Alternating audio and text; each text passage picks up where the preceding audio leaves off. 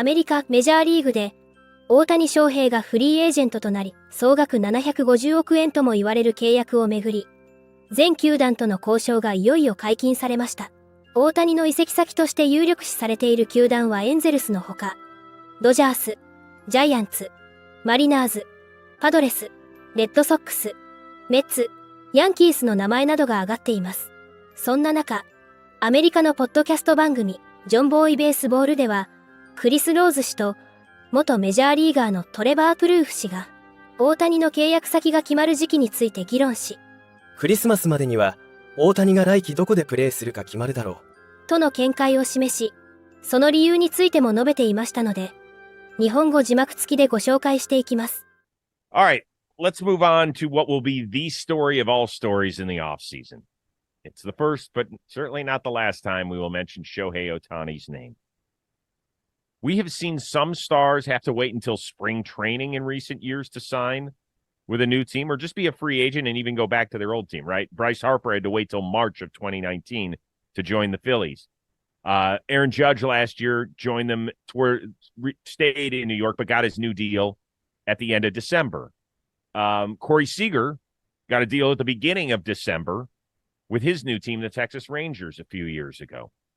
Do you think Shohei signs early or late, meaning after the new year would be late for me? I have no inside information. I have to say that before everything about Shohei and I think people know that we have the same agent or have the same agent. So I don't want to put something out there and then them think that he told me anything because that's not the case.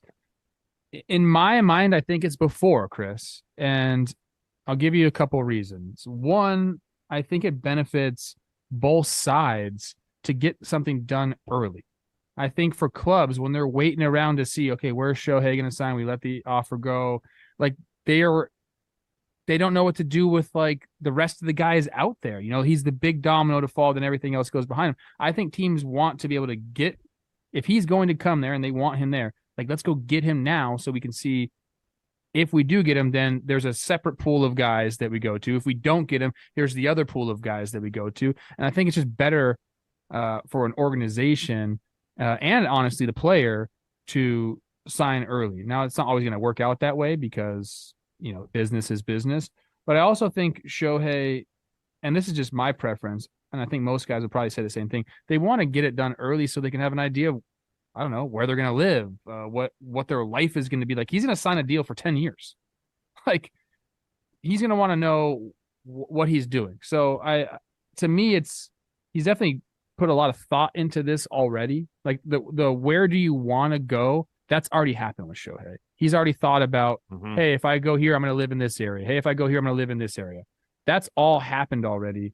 But I think for both sides, it's just better if it happens earlier in the offseason so you have those month, to 6 weeks to prepare.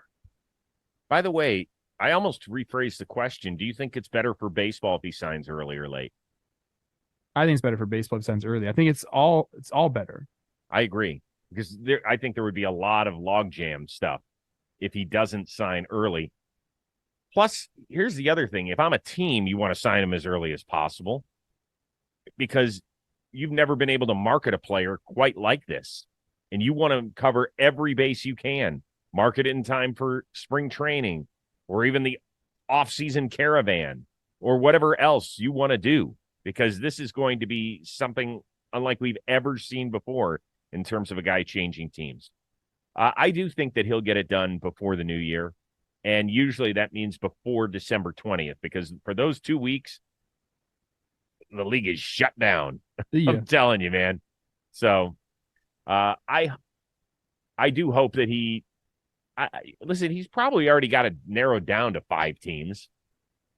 Yeah, I think I'd probably think less than that. And then if somebody came in, he might take more meetings than that. And if somebody blew him away with an offer or, a pitch. But do you think that this is the sort of thing where does he want to go and tour the facilities? Does he want to check in on all that? Because I remember when LeBron was a free agent for the first time, all the people were flying to Cleveland to come see him. They're like, here's Pat Riley in an SUV. We think that's Pat Riley leaving. All that sort of stuff was going on. But for a guy like Shohei, do you want to go visit someplace in early December when there's snow on the? Is that a good idea? I don't think so. You know, if you're talking like, are the facilities up to his standards? I don't think it matters. They'll make it to his standards if he signs there. So I don't think you can do in Boston, by the way, in that locker room.